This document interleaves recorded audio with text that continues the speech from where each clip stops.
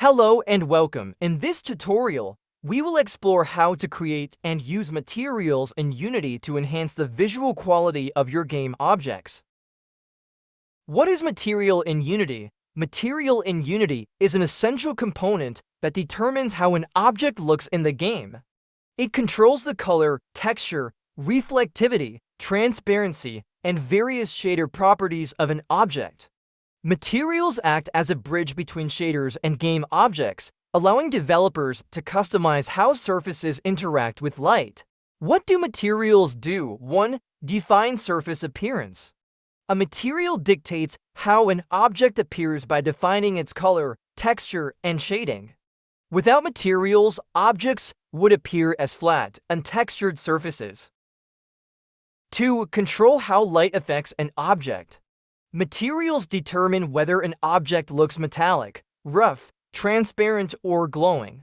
They define how light bounces off the surface, affecting realism.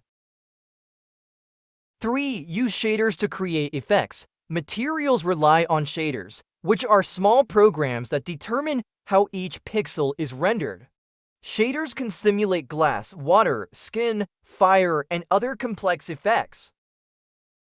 Why are materials important? Improve visual quality makes objects look realistic or stylized.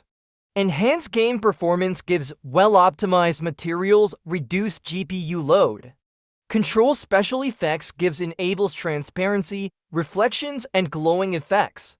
Create unique styles allows for customization and artistic freedom in game design.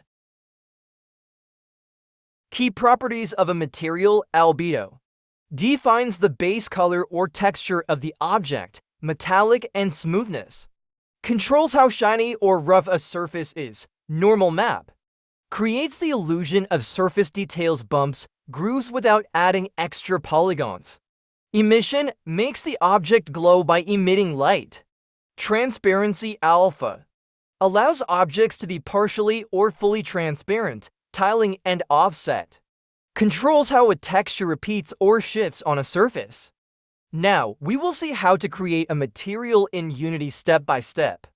I will guide you through the process of creating a new material, customizing its properties, and applying it to objects in the scene. After creating the material, we simply drag and drop it onto our object to apply it. From the inspector panel, we can select the desired color for the material.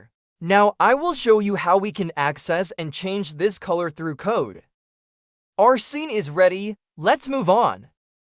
First, we create a private renderer variable called objdrender, which will store the object's renderer component.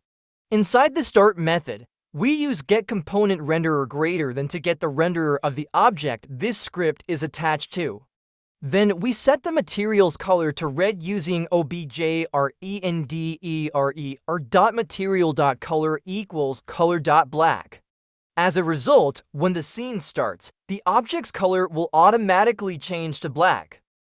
Now that we've set up the code, let's test it and see the color change in action.